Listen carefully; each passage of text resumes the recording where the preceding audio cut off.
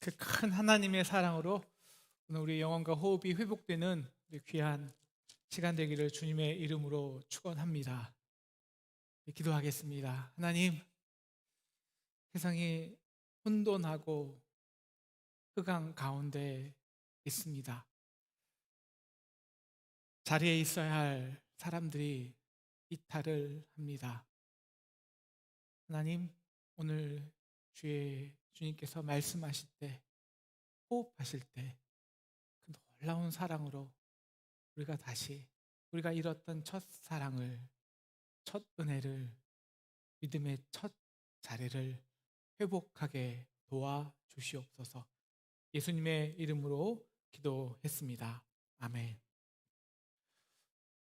요사이 트로트가요 정말 광풍입니다. 그 유명한 트로트 가수 중에 미스터 트롯 영탁이라는 사람이 있습니다. 영탁의 노래인데요, 이런 노래예요. 네가 왜 거기서 나와, 이런 노래 아십니까?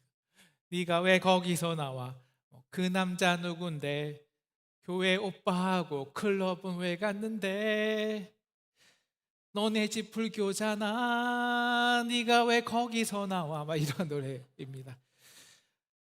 믿었던 사랑의 발등 찍힌 아픔입니다. 그런데 이게 영탁의 실화라고 해요. 영탁이 여자친구한테 전화했대요. 야, 너 어디야? 집 아파서 그러는데 그 여자를 어디서 봤냐?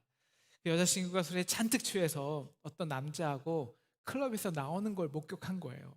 물어봤겠죠? 야, 너 그 남자 누구야? 교회 오빠. 너네 집 불교잖아. 막 이런 노래입니다. 너 지금 어디 있는 거야? 너 내 옆에는 내가 있어야 되잖아.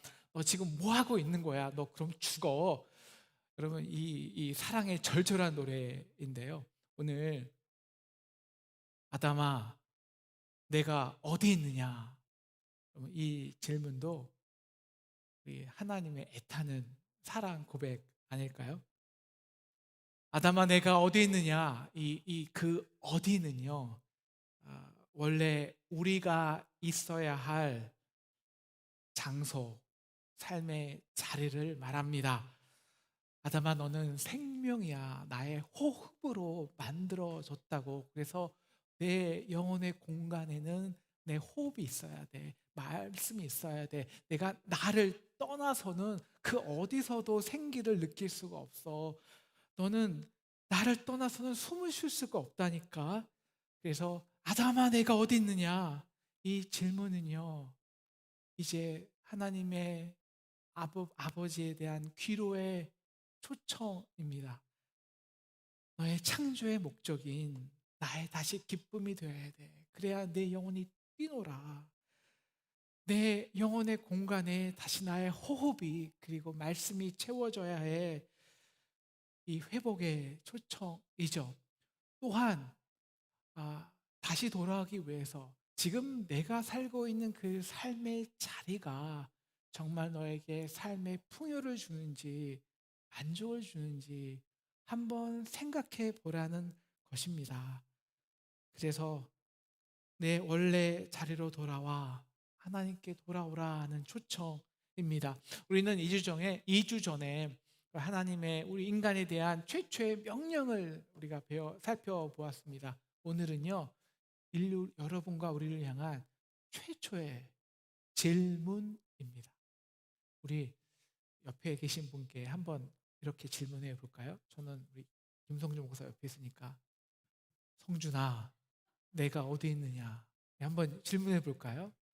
성준아, 내가 어디 있느냐? 네. 여러분, 이 질문이 뭘까요? 이거 아니겠습니까? 야, 너 잘 살고 있는 거 맞아? 이런 거겠죠. 그죠? 어, 너의 영혼의 심장에 지금 하나님으로 인해 뛰고 있는 거야? 생기가 가득한 호흡을 하고 있는 거냐고. 지금 살고 있는 너의 방식이 정말 생명을 주는 삶의 방식이 맞냐고. 만약 아니라면 너의 삶의 자리로 돌아와야 해. 그분과 함께 삶을 누려. 그래야 너 죽지 않아. 라는 질문입니다.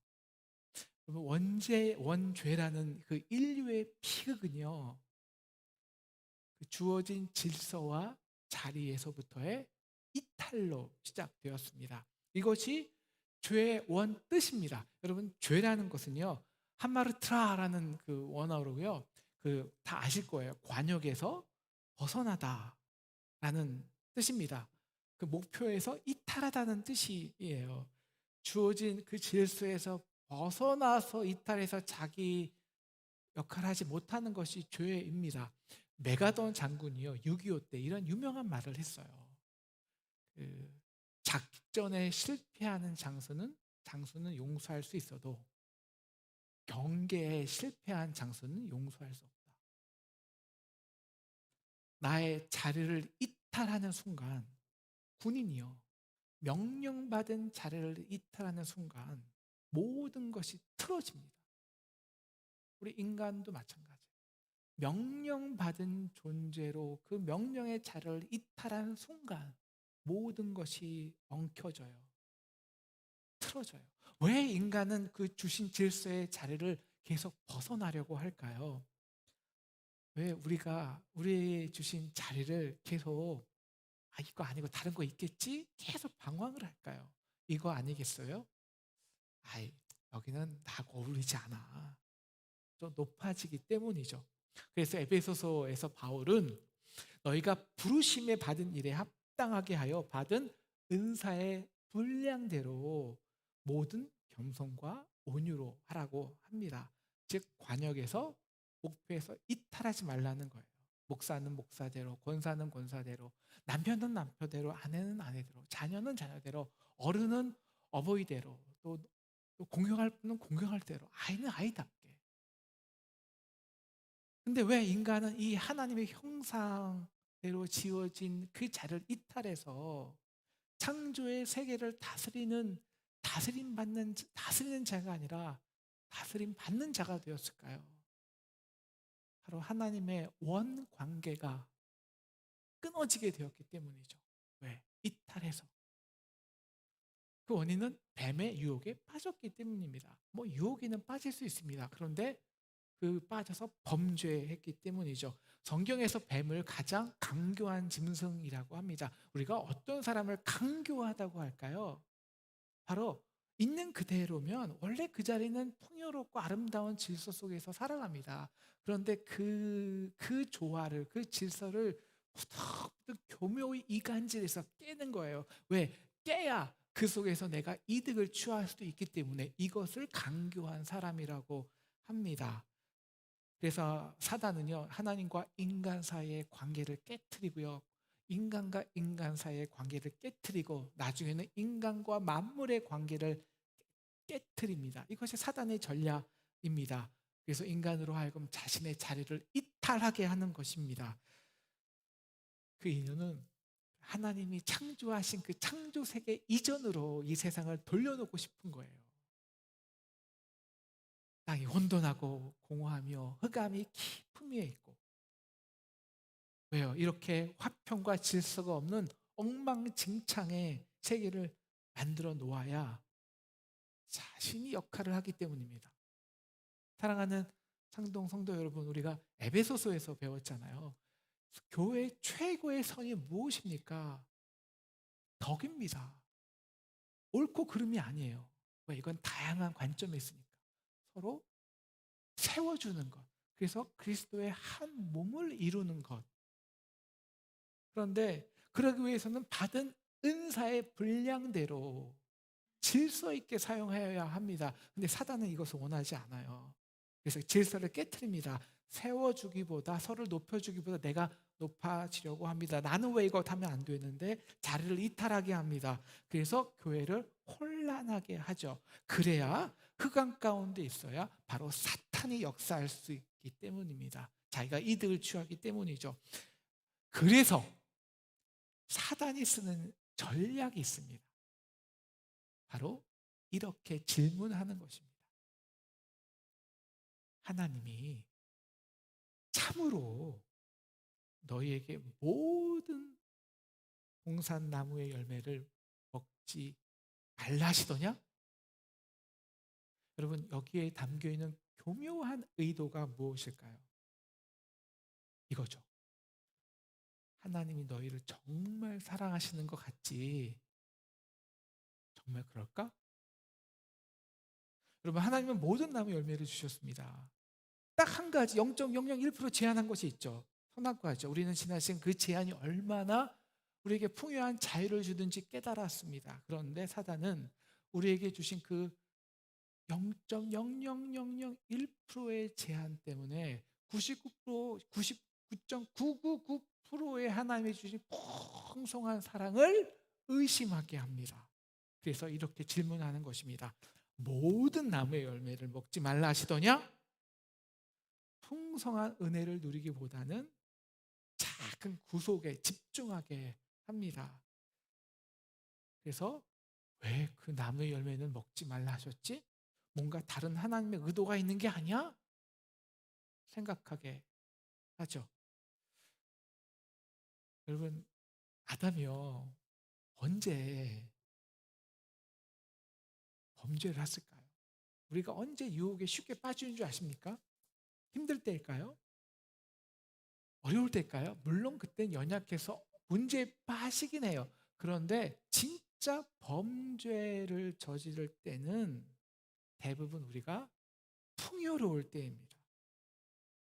아담과 하와가 범죄를 할 때는요, 그 에덴이라는 풍요한 자유와 아름다움을 누렸을 때예요.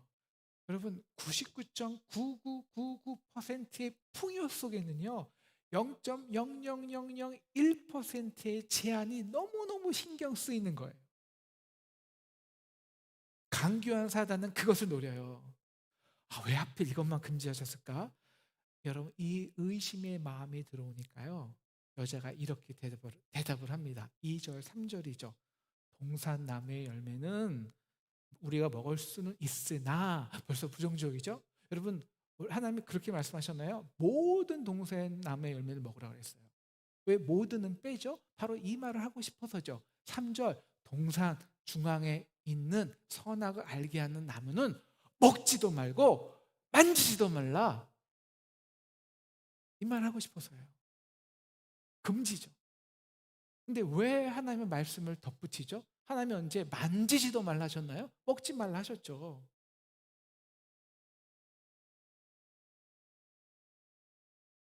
그래서 하나님이 어느덧 풍성한 목자가 아니라 나를 감시하고 금지하는 권위적인 신으로 인식하는 겁니다.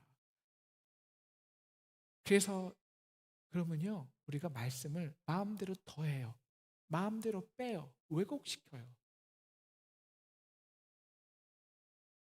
하나님의 명령을 마음대로 덧붙이니까 뭐 만지지도 말라고 하니까 결국 하나님의 명령이 어떻게 되는 줄 아세요? 이렇게 말하죠. 너희가 이것을 먹을 땐 죽을까 하노라. 그럼 하나님이 죽을까 하노라 말씀하셨을까요?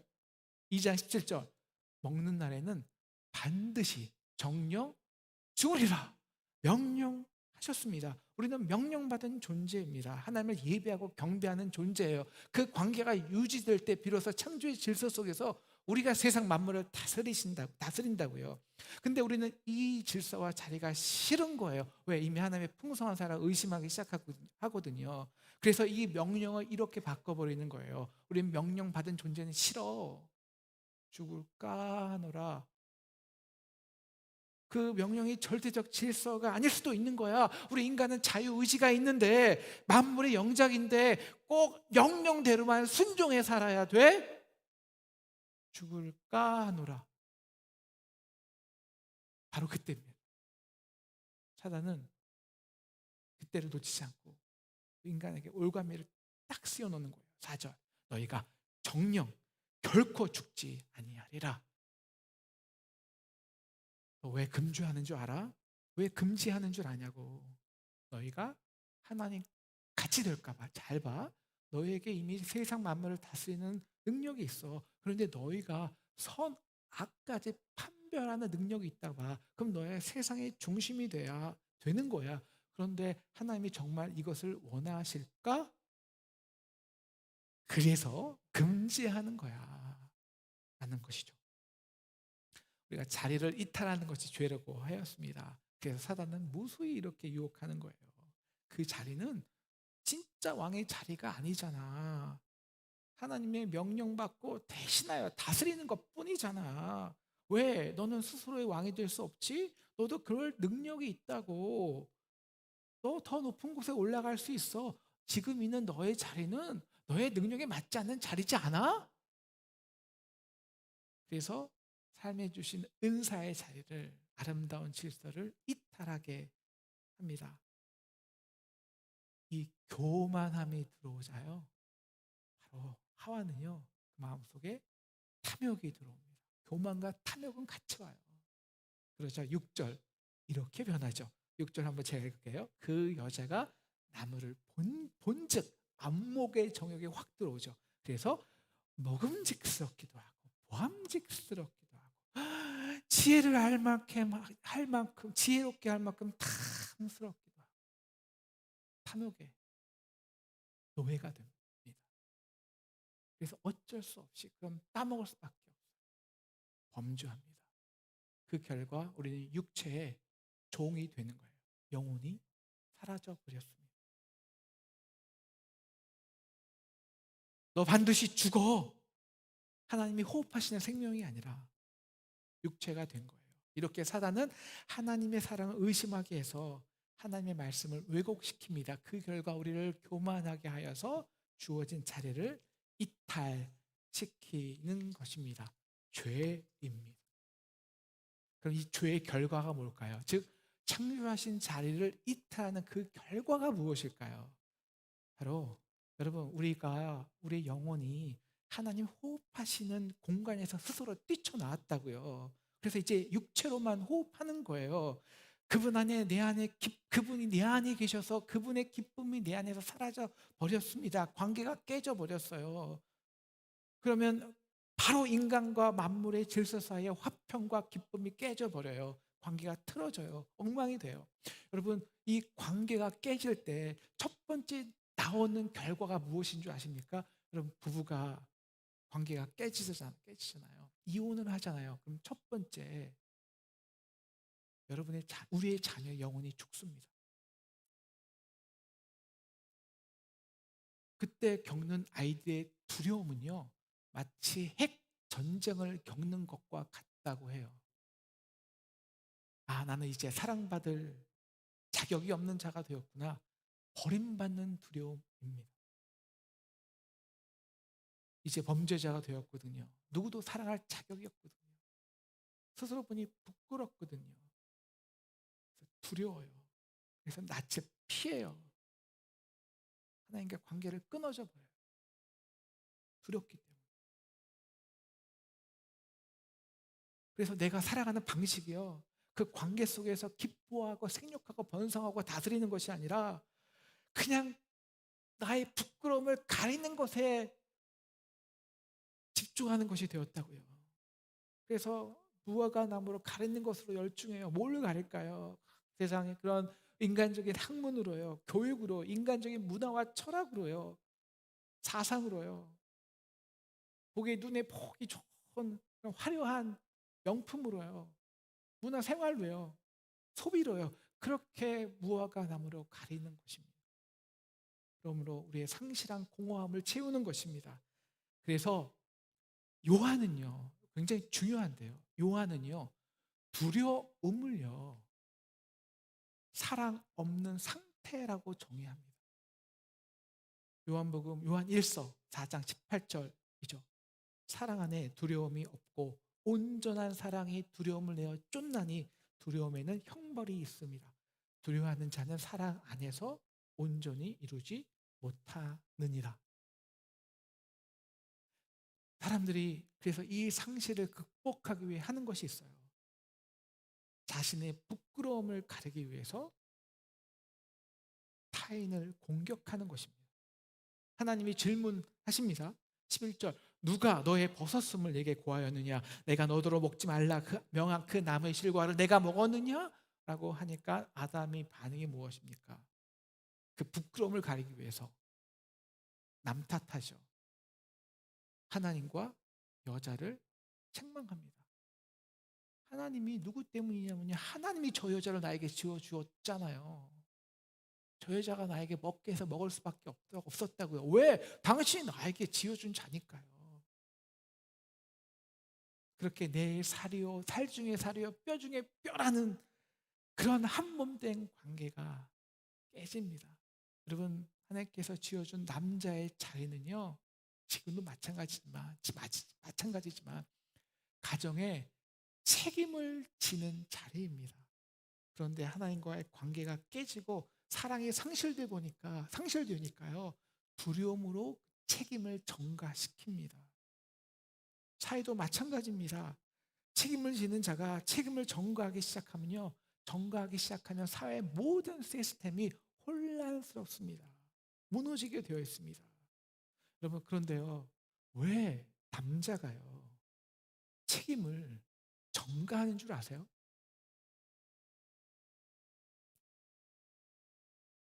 사랑을 잃어서예요. 여러분, 사랑을 잃은 남자는요, 목숨을 걸고 가족을 지켜내겠다는 의지 또한 상실해 버립니다. 그래서 책임을 지는 자리를 또한 잃어요. 마지막 결과는 인간과 만물의 관계도 틀어져 버렸다는 겁니다. 깨졌습니다. 오히려 역행을 합니다. 여자는 뱀에게 책임을 전가해요. 그런데 그 반대 급부가 뭐예요? 그러면 여성은 생육하고 번성하는 것이요 삶의 축복과 행복이었어요. 근데 그것이 고통이 돼요. 진통의 고통이 돼요.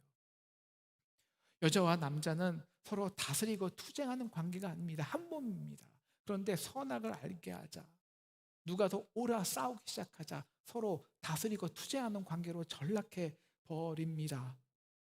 아담과 자연의 관계는 어떻게 될까요? 우리 18절을 보면요, 땅을 다스려야 되는 그 아담이 아무리 땅에서 땀 흘리고 이래도요, 땅에서 엉겅퀴만 나요. 가시덤불만 자라요. 우리 아담이요, 사람이요, 명령받은 존재로 생육하고 번성하고 땅을 다스릴 때, 왜? 하나님의 호흡이 있기 때문에 그때 자연이, 이 세상의 자연의 모든 것을 먹는 것으로 자연이 따라왔습니다. 돈을 따라가는 것이 아니라 돈은 자연이 따라오는 것입니다. 그런데 역행돼요.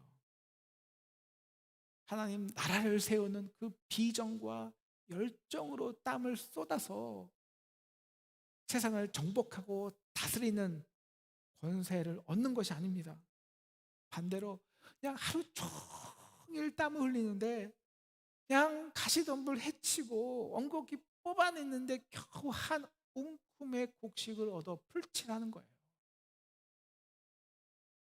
이게 우리의 지금 삶입니다. 그 아름다운 경작지가 우리의 가정이, 교회가, 사회, 이웃의 그 터들이 그 위에 그 기대하지 않은 엉겅퀴와 가시덤불만 자라나는 것입니다. 이게 근본 원인은요, 생명이 육체로 역행한 결과입니다. 그래서 반드시 죽는다고 말씀하시는 겁니다. 그래서 우리는 흙에서 흙으로 돌아가는 것입니다. 흙으로 돌아갈 때 죽는 것이 아닙니다. 우리 안에 하나님의 관계가, 우리가 죄에서 이탈하여 그 관계가 깨졌을 때 이미 우리 죽음은 결정된 것입니다. 그래서 하나님의 관계와 우리 안과 자연의 관계가 깨질 때 죽음은 우리 안에 이미 시작된 것입니다. 그래서 실제 우리가 죽어요. 우리 몸도요, 이 한의학 하시는 사람 아시지만 관계의 이 조화가, 밸런스가 깨지면 그때부터 죽음, 노화의 시작이에요.